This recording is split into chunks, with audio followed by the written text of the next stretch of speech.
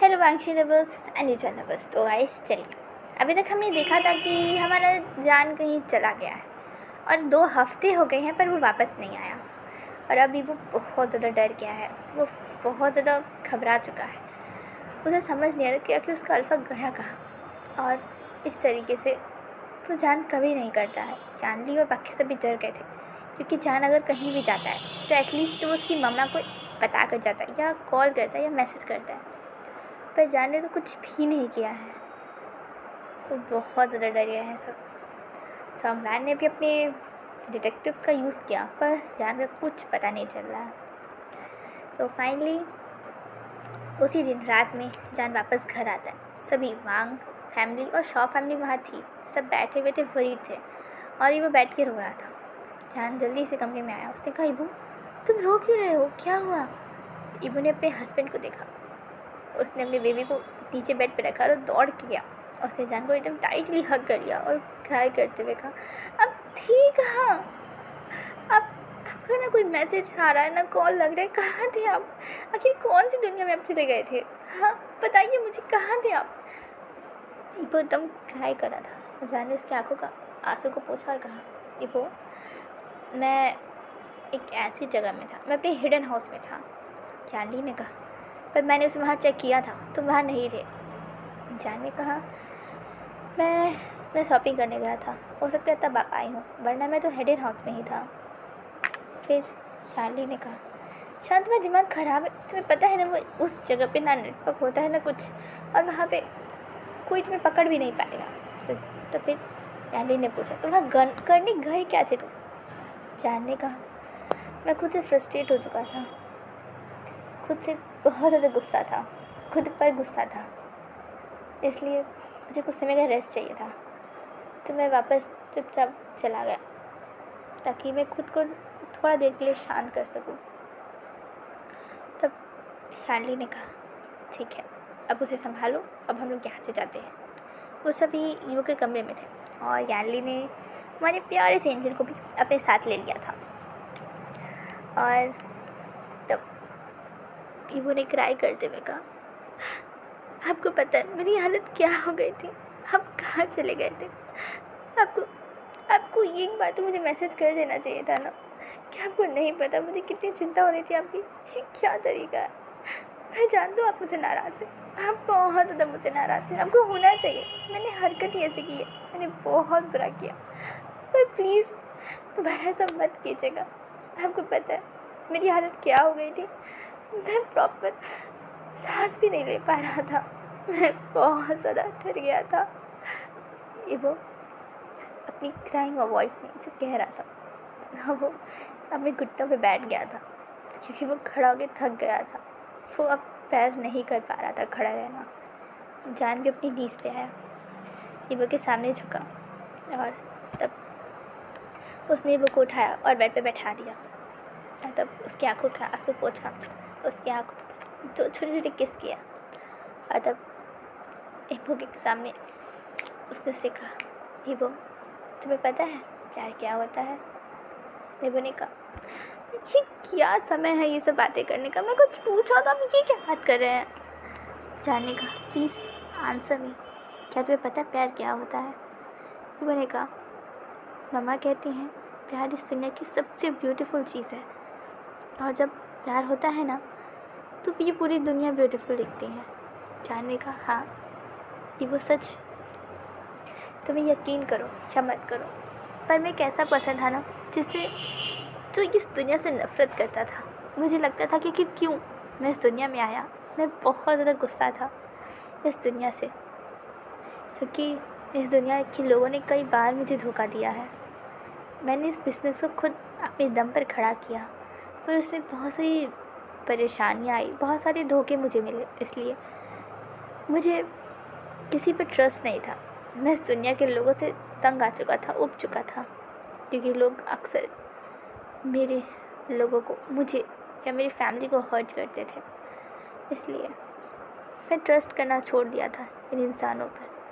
सच में मुझे कोई ट्रस्ट नहीं था।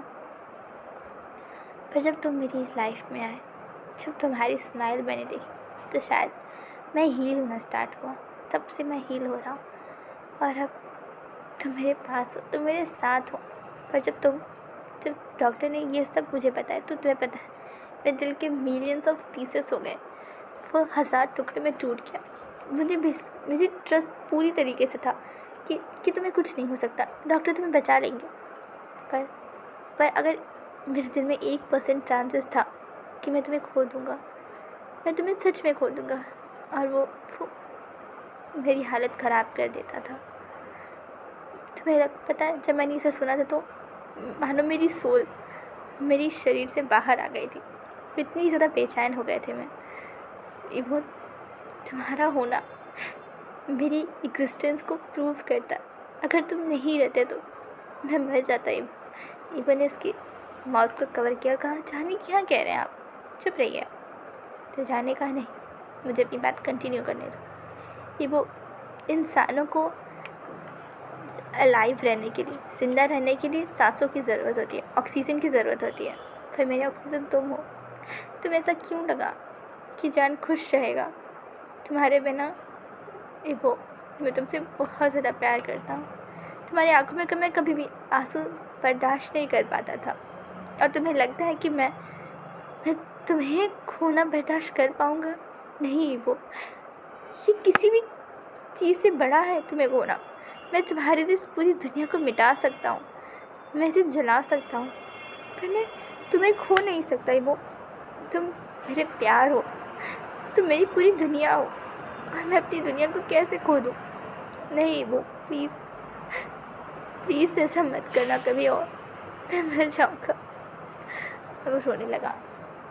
इबो ने उसे टाइटली हग किया, और अब जान भी इबो को टाइटली हग किया। वो रो रहा था। थोड़ी देर तक उन्होंने ऐसी बातें कंटिन्यू करना रखा। वो बहुत सारी बातें की उन्होंने, और जान ने इबो से माफ़ी मांगा, और इबो ने भी जान से माफ़ी मांगा। तो फाइनली अब इन दोनों के बीच में सारी प्रॉब्लम्स शॉर्ट आउट हो चुकी हैं, और अब रोमांस की बारी है। तो फाइनली रोने के बाद वो दोनों के चेहरे भूत जैसे हो गए थे, आंखें रेड हो गई थी। तो उन्होंने बात लिया, इबो को जान ने बात लाने में हेल्प किया। और जब वो उसकी बाल को वॉश कर रहा था, तब इबो ने, जब जान ने पूछा, वैसे जब मैं यहाँ नहीं था तो तुम्हें बात कौन दिलाता था? तब इबो ने कहा, क्या अब मुझ पर शक कर रहे हो? हाँ। तब जान ने पूछा, नहीं, मैं तुम्हें शक नहीं कर रहा हूँ, पर तुम अकेले तो नहीं कर सकते। इबो ने कहा, ऑफ कोर्स मैं कर सकता हूँ। हॉस्पिटल में था तो सिस्टर मेरी हेल्प कर देती थी, वो भी ओमेगा थी, और यहाँ मम्मा मेरी हेल्प कर देती थी। तो जाने का ठीक है। तब इबो ने कहा, आप जेलस मत होइए, मैंने किसी और की हेल्प नहीं ली, सच में, सिर्फ आप ही अल्फा हो जो मुझे ऐसे देख रहे हो, सच में, मैं स्वेयर करता हूँ। वैसे शायद से शॉशिनचैन ने वो टीज़ करने की कोशिश कर रहा था। तो जान ने टाइटली उसके पकड़ा, उससे कहा, क्या शॉशिनचैन, सच में? वो इन्होंने स्माइल करते हुए कहा, नहीं, उसने मेरी हेल्प कभी नहीं की, मैं यही बता रहा था। ज़रूरी है नहीं है कि वो मेरे साथ हमेशा घूमता है। हाँ, ऑफ कोर्स वो मेरा असिस्टेंट है, मेरा पीए है, मेरा सब, मेरी हर काम देखता है, पर ऐसा नहीं कि उसने ये सब भी देखा है। तो आप फिक्र मत कीजिए हस्बैंड। तो जाने का तो मुझे टीज़ करो। हाँ, अच्छा बात नहीं है। मैंने कहा, क्यों? अपने हस्बैंड को टीज़ करना है तो बहुत अच्छी बात है, हम जाने का गलत बात है। दोनों को इसने क्लीन किया, और तब वो उसे इबो को बाहर लेकर आया। तब वो सभी वहाँ बैठे थे लिविंग रूम में। तब चांदनी ने पूछा, बातें क्लियर हो गई, शॉर्ट आउट कर ली तुमने सभी? तब दोनों ने ही स्माइल किया, तो इशारा था कि हाँ, सब कुछ ठीक हो चुका है। उन्होंने दोनों ही ने बातें कर ली है। और तब लानी जान के पास आई, और तब जान से पूछा कि वैसे अभी अपने बच्चे का नाम क्या रखा है? अभी तो हम लोग इसे बस एंजल ही बुला रहे हैं। तो फिर इबो ने कहा, क्या अब इसे एंजल बुला रही हो? ये लड़की थोड़ी ना है कि अब इसे एंजल बुला रही हो। बेशक ये ओमेगा है, पर ये बॉय है, एंजल नहीं। तो फिर जान ने कहा, ऑफ कोर्स एंजल नहीं, पर इसका नाम युवान होगा, शाह युवान। तब इबो ने कहा, वाओ, शाह युवान, ये कितना क्यूट नेम है। मतलब जाने का, या हम इसे वांग युआन भी बुला सकते हैं। तो इवन ने कहा हाँ, वो उस पर डिपेंड करेगा कि उसे अपनी मम्मा का सरनेम चाहिए या अपनी डैडा का सरनेम चाहिए, ठीक है। तो यहाँ ये वो आज़ाद बहुत खुश थे, और फाइनली हमारे बेबी का नाम भी रखा दिया गया है, जिसका नाम है वे युआन या वांग युआन। तो फिर तब नैनी ने कहा अब हमें चलना चाहिए। इवन ने कहा पर मम्मा आप इतनी जल्दी क्यों जा रहे हो? तो फिर नैनी ने कहा तुम्हारे ड्रामों की वजह से बहुत नुकसान हो चुका है दोनों ही कंपनीज़ को, तो अब सबको हैंडल करना है, तो चुपचाप तुम यहीं रहो, समझी जान, इसका ध्यान रखना, ठीक है। और हम सबको भी जाना होगा क्योंकि सभी को संभालना है बहुत सारी चीज़ें, मीडिया में भी जो खबर फैली है उसे भी हैंडल करना है, तो भी हम सब बाहर जा रहे हैं, समझे। तुम तीनों आराम से रहना यहीं पे। इवन ने कहा ठीक है। सब जानने का वो तुम जाओ कमरे में रेस्ट करो, मैं खाना कुछ बना दे के लाता हूँ। इवन ने कहा ठीक है। और तो उसने डिमांड करते हुए कहा हस्बैंड क्या आप मेरे लिए चीज़ सैंडविच ला सकते हो? वो क्या है ना, वो सड़ा घूसू का खाना खा खा के मैं थक गया हूँ, अब मुझे नहीं खाना। तब जाने मुस्कुराते हुए कहा सच में तुम्हें अभी भी घूसू का खाना पसंद नहीं? इवन ने कहा ऑफकोर्स नहीं, इतने दिन से मैं खा रहा हूँ, पता नहीं लैंडमार्क जी कैसे खाता होगा। अगर वो रियल कैरेक्टर होता ना तो तुम्हें से सच में एक पता नहीं वो कैसे खाता। अच्छा है वो केवल एक इमेजिनेशन था, वरना तो उस पर्सन की हालत क्या होती मैं सोच भी नहीं सकता। ने मुस्कुराते हुए कहा अच्छा ठीक है पापा जाओ। एकदम हैप्पी वहाँ से चला गया कमरे में, और उसका बेबी आइवन रोने लगा। इवन ने कहा अच्छा ठीक है मैं फीड कराता हूँ तुम्हें, मुझे पता है तुम्हें भी भूख लग गई है, वैसे तुम्हें मम्मा को भी भूख लगी है, कोई नहीं तुम्हारे डैडा मम्मा के लिए खाना बना रहे, तब तक तुम दूध पी लो, ठीक है। तो इवन ने अपनी शर्ट के बटन्स और हमारा प्यारा सा आइवन अपनी मिल्क को एंजॉय करा था। और तब जान ने इबो से कहा इबो क्या तुम बाहर आओगे? इबो ने कहा नहीं हस्बैंड आप अंदर लेके आइए खाना ना प्लीज़। तो जान ने खाना लाया, क्योंकि उसने केवल चीज़ सैंडविच बनाया था तो उसे टाइम तो नहीं लगा, वो जल्दी से बन जाता है तो ऑफकोर्स। तो वो अंदर आया ट्रे लेकर, और उसने देखा कि इबो बेबी को फीड करा रहा है, और उस समय इबो बहुत ज़्यादा हॉट लग रहा था जान को।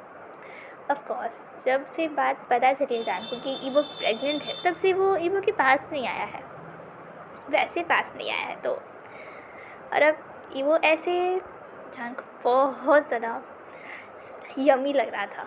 अब जान को खाने से ज़्यादा इबो को खाने का मन कर रहा था। अब हाँ इबो भी, अब युवान भी 1 महीने से ज़्यादा का हो गया है, तो ऑफकोर्स इबो काफ़ी हील हो चुका है। तो फिर जब इबो का ध्यान अपने हस्बैंड की तरफ गया, और जब उसने फील किया कि उसका हस्बैंड क्या देखा, तो उसने जल्दी से खुद को अपनी शर्ट से कवर करने की कोशिश की। तो जाने स्माइल करते हुए कहा सच में तुम मुझसे कवर कर रहे हो जबकि मैंने सब कुछ देखा है? तो इबो ने कहा चुप रहिए, कैसी बातें करें, युवान सुन लेगा। तो जान ने कहा वो सो चुका है, देखो युवान की आदत थी जब उसका पेट भर जाता है तो वो सो जाता है एकदम गुड बॉय की तरह। तो फिर जानने का अब तो वो सोएगा, तो अब हमारे पास पूरी रात है, क्योंकि अब रात में वो उठता है नहीं है। तो इबो ने कहा तो क्या मुझे भूख लगी है? तो जानने का हाँ हाँ ठीक है तुम खा लो, और उसके बाद मैं फिर तुम्हें खाऊंगा। इबो ने कहा चुप रहिए, कितनी ज़्यादा फॉरवर्ड हो गए आप, चुप रहिए एकदम, बहुत गलत बात है। तो फिर जानने का वैसे मुझे भी टेस्ट करना है। इबो ने कहा क्या? जानने का ऑफकोर्स तुम्हें समझ आ रहा है, तुम मुझसे सुनना चाहते हो। इबो ने कहा नहीं नहीं आप मुझे दीजिए, मैं खाऊंगा। इबो अपनी शर्ट की बटन्स बंद कर रहा था। जानने का नहीं रहने दो, ज़रूरत नहीं है। इबो ने तब भी बंद किया और पीछे मुड़कर खाने लगा, वो जान की तरफ नहीं देख रहा था। और जैसे ही उसने अपना पूरा खाना फिनिश किया, वो उठा ट्रे रखने के लिए, उसने हैंड वॉश किया और थोड़ा सा पानी पिया, और तब जान ने उसे अपनी गोद में तुरंत ही पकड़ लिया आर्म्स में। और तब इबो ने कहा क्या कर रही हैं आप? इबो ने तब जान ने कहा धीरे बोलो वो उठ जाएगा। तब इबो ने कहा उसे उठना भी चाहिए। उसी वक्त यही मुझे बचा सकते हैं, बेबी प्लीज़ उठो। ईवो चिल्लाने ही वाला था जब जान ने उसके माउथ को कवर किया और कहा चुप, एकदम चुप, अगर वो उठा तो तुम्हें डबल पनिशमेंट मिलेगी और मैं उसे चुप कराने भी तुम्हें नहीं दूंगा। ईवो ने कहा हस्बैंड प्लीज़, ये क्या है। जाने का उसने ईवो को बेड पर फेंक दिया और वो धीरे धीरे धीरे धीरे ईवो के ऊपर आया और उसने ईवो को किस करना स्टार्ट किया, बहुत ही पैशनेटली, डीपली और बहुत हंग्री, वो बहुत ज़्यादा हंग्री किस था। और वो धीरे धीरे धीरे धीरे और तब हमारे प्यारे से वांगशन मीन्स हमारे प्यारे से ईजान के बीच में एवरीडे मीन्स एवरीडे हुआ। और हाँ, जान बहुत ज़्यादा रफ नहीं था ईवो के साथ, क्योंकि अभी भी वो ठीक नहीं हुआ था, तो कभी कभी वो जेंटल था, कभी कभी वो रफ था और कभी कभी वो बहुत ज़्यादा केयरिंग था। और नेक्स्ट मॉर्निंग ईवो क्राई करते हुए कहता है हस्बैंड ये क्या किया आपने, आपको पता है ना आप कितनी ज़्यादा बीस्ट है, आपने मुझे दर्द करा, मुझे पूरा लोअर बॉडी मुझे बहुत पेन करा, आप बहुत ज़्यादा गंदे हो।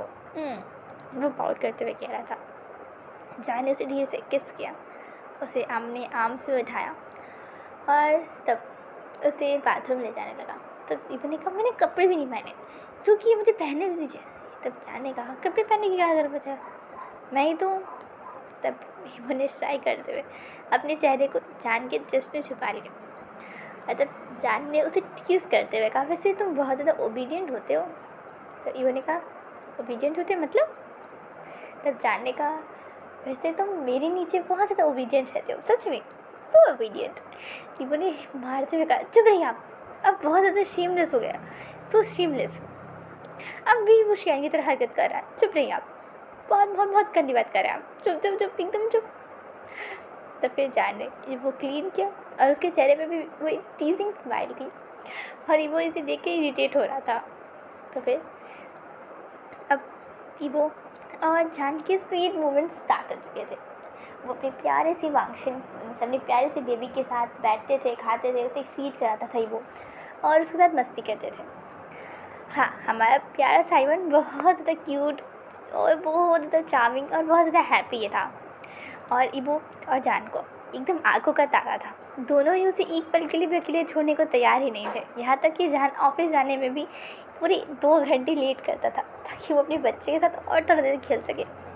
ऑफिस जाना भी उसे मानो पसंद ही नहीं, पर ईवो बहुत कहने के बाद थक जान जाता था और रात में जल्दी आता था ताकि अपने प्यारे से युआन के साथ खेल सके।